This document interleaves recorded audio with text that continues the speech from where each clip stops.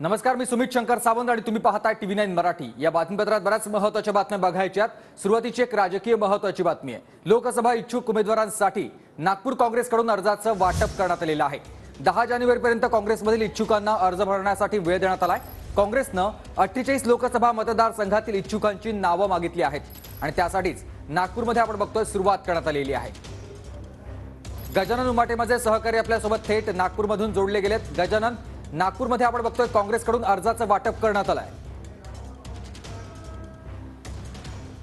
नक्कीच आजपासून नागपूर शहर काँग्रेसकडून इच्छुक उमेदवारांसाठी अर्जाचं वाटप सुरू होत आहे। हे आपण हा अर्ज या ठिकाणी बघू शकतो आणि हे सगळे कार्यकर्ते या ठिकाणी आलेले आहे। काही स्थानिक कार्यकर्ते जे आहे, जे इच्छुक आहेत लोकसभा लढायला, ते सुद्धा या ठिकाणी आलेले आहेत आणि आजपासून हे अर्ज जे आहेत ते घेतले जात आहे। काय सांगणार?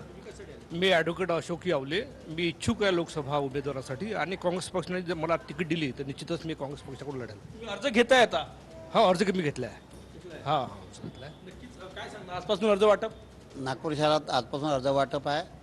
कालपासून जसे तुमच्या लोकांचे बाईट्स नागपूर शहरामध्ये आले की विकास ठाकरे साहेबांनी आणि प्रदेशनी जसं निर्देश दिले त्यानुसार आजपासून आम्ही अर्ज वाटप करतो आहे। साधारणतः 15 ते 20 लोकांनी संपर्क केला आणि आज आम्ही त्यांचे इच्छुकांचे अर्ज घेणार आहे। इच्छुकांचे अर्ज आहे ते निःशुल्क आहे, त्यामुळे जास्तीत जास्त प्रमाणात अर्ज येईल अशी अपेक्षा आज आम्ही बाळगतो। हे अर्ज माझ्या हातामध्ये बघा, या ठिकाणी प्रदेश काँग्रेस कमिटी विषय नागपूर लोकसभा सार्वत्रिक निवडणूक 2024 करिता आवेदन अर्जदाराची माहिती लिहायची आहे। त्यांनी काँग्रेस पक्षात काय योगदान केलं त्याची माहिती जी आहे ती या ठिकाणी लिहायची आहे आणि हे अर्ज घेण्यासाठी काही कार्यकर्ते जे आहेत ते या ठिकाणी आलेले आहेत। नागपूर शहर काँग्रेसकडून आजपासून अर्जाचं वितरण होतोय आणि 10 तारखेला इच्छुकांची नावं जे आहे ते प्रदेश काँग्रेसकडे पाठवायची आहे आणि 10 तारखेनंतर मग हायकमांड जो आहे तो निर्णय घेणार आहे। 48 लोकसभा मतदारसंघासाठी काल प्रदेश काँग्रेसनं पत्र काढलं। आज नागपूर शहर काँग्रेसनं शहराध्यक्ष विकास ठाकरे यांच्या नेतृत्वात हे अर्ज वितरण जे आहे ते या ठिकाणी सुरू केलेलं आहे।